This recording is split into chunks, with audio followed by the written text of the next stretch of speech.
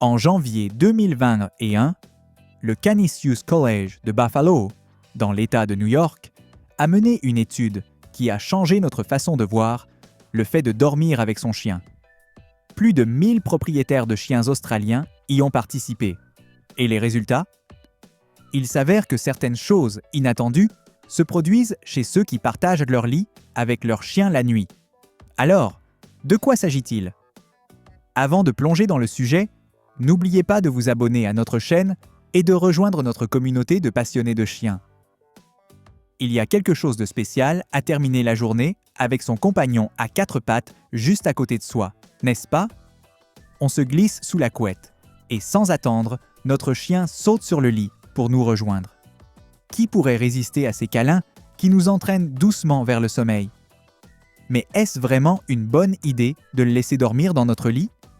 Fait intéressant, des études ont révélé que les chiens synchronisent leur sang ou leur rythme cardiaque et leur respiration avec ceux de leur humain lorsqu'ils dorment ensemble. Cela suggère un lien inconscient entre vous et votre compagnon pendant que vous rêvez côte à côte. Autrefois, les chiens dormaient en groupe pour rester au chaud et en sécurité. Logique puisque le sommeil est un moment de grande vulnérabilité. Donc, quand votre chien se blottit contre vous dans votre chambre bien douillette, il suit en réalité un instinct profond de protection et de confiance. Et ces câlins du soir. En revenant à l'étude menée par le Canisius College, on apprend que près des 2/3 des propriétaires disent que leur sommeil n'est quasiment jamais perturbé par leur chien. Plutôt cool, non?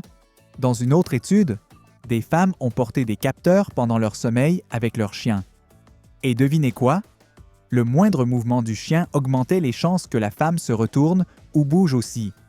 Mais le plus surprenant, c'est qu'elle ne s'en rendait même pas compte. Assez fou, non? Bien sûr, nos chiens bougent à ça parfois la nuit, mais on ne fait pas forcément le lien entre ça et notre fatigue le lendemain.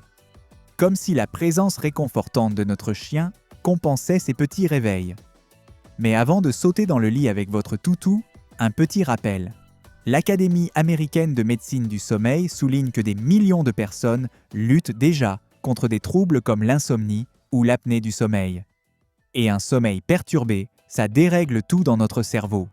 Pour bien dormir, on doit traverser les 4 phases du sommeil plusieurs fois par nuit, chaque cycle durant environ 90 minutes. En clair, on a besoin d'au moins 7 à 8 heures de sommeil quasi ininterrompu pour fonctionner correctement. Sinon, on peine à se concentrer, à apprendre, à créer ou à prendre de bonnes décisions. Donc, même si c'est hyper rassurant de dormir avec son chien, il faut trouver un bon équilibre. On a tous besoin d'un vrai repos pour se réveiller au top, et nos chiens aussi.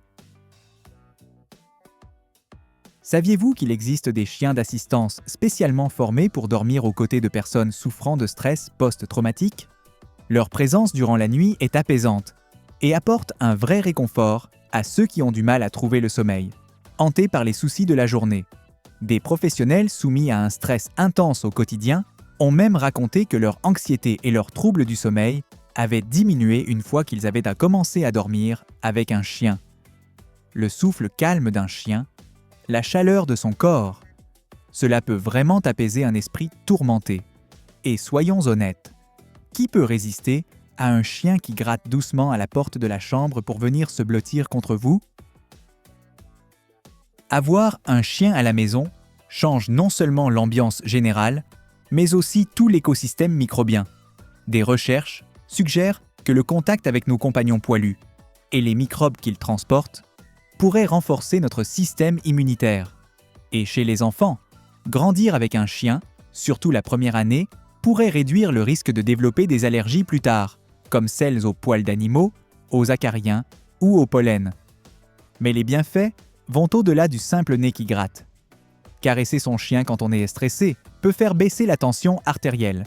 Autrement dit, ces câlins du soir ne réchauffent pas que les pieds. Ils font aussi du bien au corps.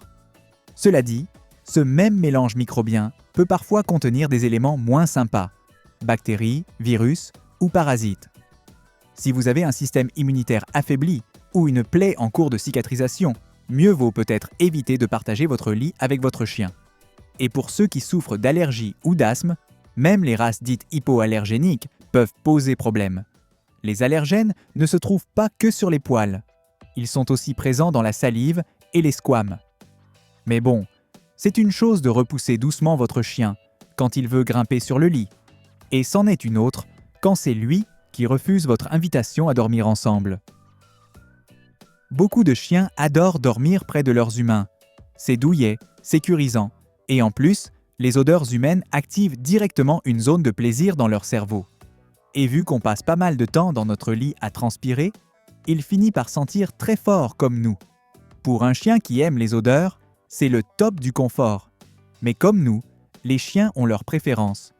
Peut-être que votre matelas est trop mou à leur goût, ou que la lessive que vous utilisez ne leur plaît pas. Parfois, c'est juste une question de texture ou d'odeur de drap. N'oubliez pas non plus que les chiens âgés ou souffrant de douleurs peuvent avoir du mal à grimper sur le lit. Dans ce cas, installer une rampe ou modifier un peu l'aménagement de votre chambre peut vraiment faire la différence. D'après les études du Canisius College, près de la moitié des personnes interrogées, âgées de 18 à 78 ans, laissent leur chien dormir dans leur lit. Environ 20% préfèrent que leur chien dorme ailleurs dans la chambre et 31% les font dormir hors de la pièce. Les chercheurs ont même utilisé des cartes thermiques pour voir où les chiens se placent quand ils partagent le lit avec des humains. Dans un couple, le chien se met souvent au pied ou pile au milieu. Chez les personnes seules, les chiens dorment souvent au niveau de la poitrine, là où un partenaire humain dormirait. Et avec un lit simple, ils se mettent parfois au sol, ou sinon, toujours au niveau du torse. Un tiers d'entre eux aiment même dormir sous les couvertures. Alors, faut-il lui dérouler le tapis rouge sur le lit? C'est à vous de décider. Si vous prenez quelques précautions simples, comme garder votre linge propre, rien ne vous empêche, vous et votre chien, de partager un bon gros dodo ensemble.